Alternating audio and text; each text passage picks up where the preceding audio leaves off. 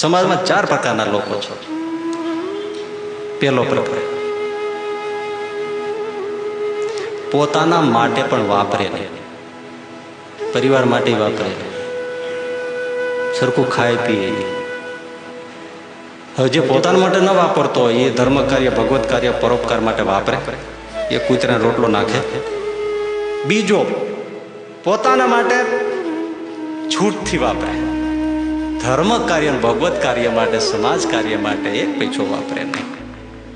આ બીજો પ્રકાર.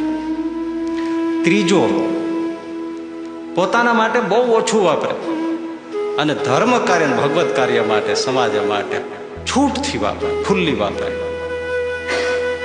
ચોથો, પોતાના માટે પણ છૂટથી વાપરે અને ધર્મ કાર્ય, ભગવત કાર્ય માટે પણ છૂટથી વાપરે. આ 4 પ્રકારના લોકો સમાજમાં છે. આમાં લોભના બંને પ્રકાર આવી ગયા.